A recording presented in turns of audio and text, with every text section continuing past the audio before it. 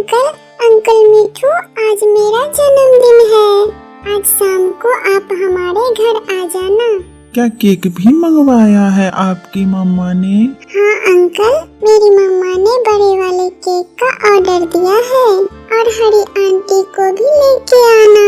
कुकू वहाँ से चला जाता है। फिर कुकू कबूतर को और बुलबुल को भी बता देता है। कुकू अपना जन्मदिन का आमंत्रण देकर सबको, फिर कुकू अपना घर चला जाता है। कुकू बेटा सबको बता दिया है ना? हाँ मम्मा, गोरी आंटी और कालू अंकल के अलावा सबको बता दिया है। उन्हें छोड़ो, उन्हें तो बुलाना भी नहीं है। वो तो हर समय कोई न कोई बुरा काम ही करते हैं। इतने में चिड़िया के फोन की घंटी बजती है। रानी चिड़िया, आपका अपना केक तैयार है, आकर ले जाएं। मैं अभी थोड़ी देर में आती हूँ। कुकू बेटा, मैं भागकर केक ले आती हूँ, तब तक आप नहा के तैयार हो जाना। फिर रानी चिड़िया अपने बेटे के लिए केक लाने चली जाती है।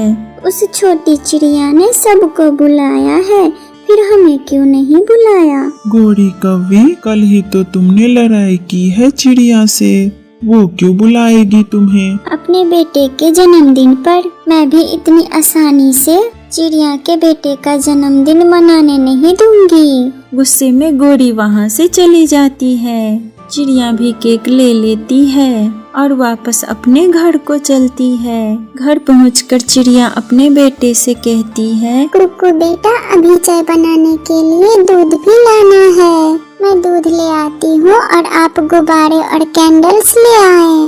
मैं अभी जाता हूँ मम्मा। कुकू कैंडल्स लेने चला जाता है। चिड़िया के मोबाइल की घंटी फिर से बजती है। सॉरी चिड़िया, वो केक आप इस्तेमाल न करना, वो केक एक्सपायर हुआ है। कृपा करके वो केक नदी में फेंक दे और आके दूसरा केक ले जाए। अच्छा किया आपने अभी बता दिया, मैं अभी आती हूँ। चिड़िया जल्दी से निकलती है क्योंकि उसे पहले ही देर हो गई थी। जैसे ही चिड़िया जाती है, गोरी कौवी खिड़की से आके देखती है। बड़ा सजा कर रखा हुआ है केक। मैं बताती हूँ चिड़िया, गोरी से दुश्मनी कैसी है। गोरी घर के अंदर जाती है और वो एक्सपायर्ड केक खाने लगती है। वो सारा ही केक खा लेती है। रास्ते में कबूतर चिड़िया को मिलता है। वो चिड़िया के साथ जाता है। चिड़िया और कबूतर नया केक ले लेते हैं और वहाँ से वापस आ जाते हैं। बढ़िया चिड़िया कहीं की। कालू, मैंने ही चिड़िया के घर में घुसकर सारा केक खा लिया है।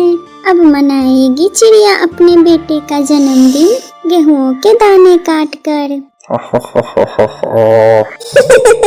अच्छा किया, बहुत अच्छा किया तुमने, मगर मैं नहीं बोलता तुमसे, मेरे लिए क्यों नहीं लाई तुम केक? कालू जी, तुम्हें तो मालूम है, खाने वाली चीज देखकर मुझसे रहा नहीं जाता। मुझे तो मालूम ही नहीं हुआ कि कब सारा केक खत्म हो गया। शाम हो जाती है, सारी तैयारी मुकम्मल हो जाती है। बेटा, वो पुराना केक एक्सपायर वाला कहाँ गया? मम्मा, मुझे तो नहीं मालूम, मैं तो गुब्बारे लेने गया हुआ था। तो जरूर वो केक कालू या गोरी खा गई होगी। अब पता चलेगा कौओं को एक्सपायर केक खा के जब उसके पेट में दर्द होगा। रात होते ही सब पक्षी चिड़िया के घर आना शुरू हो जाते हैं। कबूतर और कबूतरी, तोता और तोती, बुलबुल भी आ जाती है। ये रहा कुकू, मेरी तरफ से आपके लिए गिफ्ट। ऐसे सब पक्षी कुकू को गिफ्ट देते हैं। कुकू बहुत खुश था। कैंडल्स जलाई जाती है। केक काटने के बाद मैंने खाने का बंदोबस्त किया है। सब दोस्त खाना खा के जाना।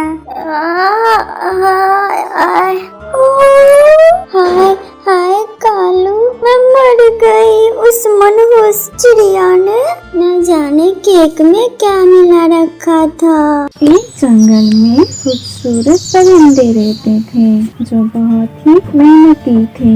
वहाँ एक आलसी कौवा भी रहता था। सर्दियाँ शुरू हो चुकी थी। सारे परिंदे अपने लिए लकड़ी के पक्के घर बना लेते हैं और मजे से ठंड के मौसम का आनंद लेते हैं। कालू, तुमने मेरे लिए अभी तक पक्का घर नहीं बनाया। वहाँ जंगल में सबने अपने पक्के घर बनाए हैं और मजे मजे से खाना खाते हैं। बर्फ लग रही है, मुझे बहुत सर्दी लग रही है। मेरे लिए कुछ लाओ, मुझे भूख भी बहुत लगी है। इतना ठंड में कहाँ जाऊँ तुम्हारे लिए भोजन लाने? वो मुझे नहीं पता, बस मुझे कुछ ला कर दो और आग भी जलाओ। आंसी कौवा बाकी परिंदों के पास जाता है। पहले वो मीनू के पास जाता है।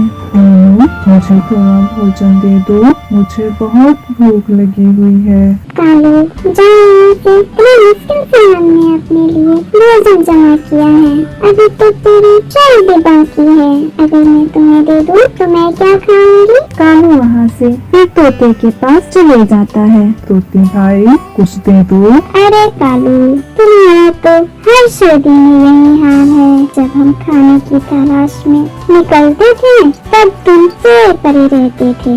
अब तुम्हें खाना चाहिए। आखिर में कालू कौवा चिड़िया के पास जाता है। कालू, इस बार फिर तुम यही हरकत कर रहे हो। अब मैं थोड़ा भोजन दे रही हूँ, पर अगली दफा मुझसे मत मांगना। इतनी सर्दी में हम दोबारा भोजन की तलाश में नहीं जा सकते। चिड़िया कौवे को खाना दे देती है। कौवा खाना लेकर कौवे के पास आ जाता है और दोनों खाना खा लेते हैं और आग जलाकर सो जाते हैं। अगली सुबह कौवी कहती है, कालू, जाओ आज जल्दी से जाकर भोजन की तलाश करो, वरना फिर कल की तरह मांगना पड़ेगा। आंसी कौवा किसी न किसी तरह तो चला जाता है, लेकिन वो थोड़ी दूर जाकर बैठ जाता है। अरे, इतनी सर्दी है, कौन का खाना तलाश करेगा? हर जगह सफेदी है, कुछ नजर भी नहीं आ रहा। किसी से मांग लेता हूँ। इतने में तोता अपने घर से बाहर जाता है। मौके का फायदा उठाकर कौवा तोते का खाना चोरी कर लेता है और कौवी के पास चले जाता है। देखो, मैंने तुम्हारे लिए कितना खाना लेकर आया हूँ। कौवा और कौवी मजे से बेचारे तोते का खाना खा जाते हैं। वहीं जब तोता अपने घर आता है तब खाना ना पाकर वो चीखता है, अरे मेरा खाना कहाँ गया? चिड़िया और मीनू भी बाहर आ जाती है। अरे तोते भाई, परेशान ना हो, हम दोनों ने जो जमा किया है उसे आपको भी दे दिया करेंगे। कुछ दिनों बाद जब कौवे का घर का खाना खत्म हो जाता है तो वो मौके की तलाश में रहता है और जैसे ही मीनू अपने घर से बाहर जाती है तो कौवा मीनू का खाना चोरी कर लेता है। वहाँ मीनू चीखती है, मेरा खाना चोरी हो गया। चिड़िया कहती है, अरे ये तो रोज का माहौल बन गया है। पहले तोते भाई का चोरी हुआ और अब तुम्हारा। ये जरूर उस आलसी कौवे ने किया होगा।